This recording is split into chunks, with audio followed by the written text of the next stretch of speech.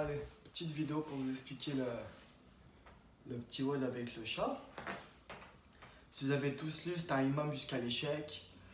En fin de compte, partenaire 1 fait une minute, partenaire 2 fait la minute 2. Elles se ressemblent au départ. C'est toujours 20 air squats, puis 2 sit-ups pour la minute 1. La minute paire, ce sera toujours ça. La minute 1 en paire, c'est 20 air squats et 2 push-ups. Donc, je démarre à 0. Le partenaire 1 commence, il fait ses 20 air squats et ses 2 sit-ups. À 1 minute par le partenaire 2, donc sur la minute impaire, et lui va faire 20 air squats et 2 push-ups. À la minute 2, il va redémarrer 20 air squats, mais cette fois-ci c'est 4 sit-ups, parce qu'on rajoute toujours 2 reps à chaque round passé. Un round c'est bien 2 minutes, c'est minute paire, minute impaire. Donc à chaque round, plus de reps jusqu'à l'échec. Quand un des deux est échec, exemple on est rendu minute 12, je commence la minute 13, là je rate ma minute de push-up puisque c'est la minute impaire. Même si j'en rate de beaucoup de reps, c'est pas grave, le deuxième player est quand même en jeu. Donc j'ai raté ma minute 13, mais on est bel et bien toujours au 13e round. À 14, démarre le partenaire qui reste en jeu. Puis lui, s'il valide sa minute, tant mieux, 14 plus éventuellement 15e, 16e round. S'il ne valide pas, alors là on va prendre son nombre de reps. J'ai validé 13 rounds plus le nombre de reps de la personne qui a terminé dernier. Ça c'est pour la version normale, si vous êtes capable soit d'être ensemble, soit de le faire en vision Zoom. Sinon, la version numéro 2, je ne pouvais pas vous coordonner en Zoom.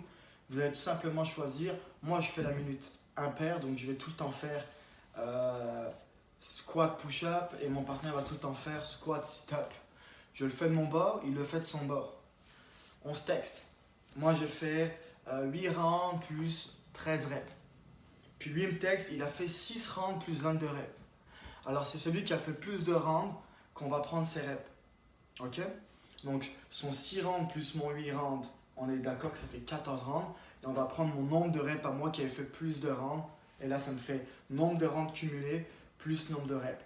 Mais le nombre de reps encore une fois de celui qui est allé le plus loin dans le WOD. Et là vous allez avoir au score. La seule différence c'est que vous n'avez pas la chance de pouvoir switcher ou de pouvoir enchaîner des minutes pour laisser reposer l'autre. Parce que si vous ne l'aviez pas compris, version 1 ou version 2, ce que vous avez le droit de faire c'est la chose suivante.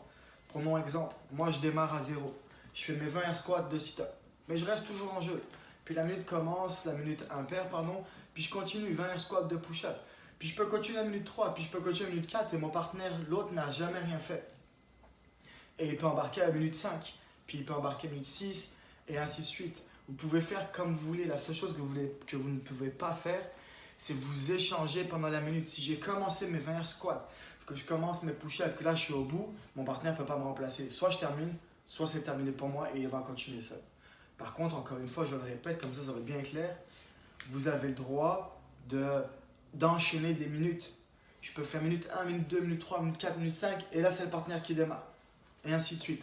Je peux faire 2 rounds, 1 round tout le temps. Tout le temps. Je peux faire 3 rounds, 2 rounds, c'est comme vous voulez. Plus de rounds cumulés avec le nombre de reps du dernier round. Dernière chose, pour les standards, on va essayer de... Je sais que là c'est à la maison tout ça. Les air squats ça va être le pire. On va essayer de bien casser la parallèle. Ok? Pas de squat comme ça ou de squat good morning. Ok? Je vais essayer de venir casser ma parallèle à chaque fois. Pour les sit-ups, je sais que personne ne connaît vraiment le standard. Si on y va vraiment dans le standard, il faudrait que je dépasse mon creux des hanches. Mon creux des hanches est là. Ben, je vais en sit-up, je touche le sol. Ça, c'est mon rep. Ça, c'est rep. Okay? Si je suis en arrière de mon creux des hanches, réellement, je suis en mon rep. Je viens complètement dedans. C'est une bonne répétition. Pour les push-ups, on ne va pas la faire compliquée. Je peux faire n'importe quel type de push-up à genoux si j'en ai envie. La seule obligation, c'est de toucher la poitrine au sol. À chaque fois, la chest touche au sol, que je sois sur les pieds ou sur les genoux. Si j'ai commencé sur les pieds pour un gars qui veut faire RX ou une fille qui fait RX, je ne peux pas au 7e round me dire « Allez, je bascule sur les genoux ». Mon option de départ jusqu'à la fin. Bye.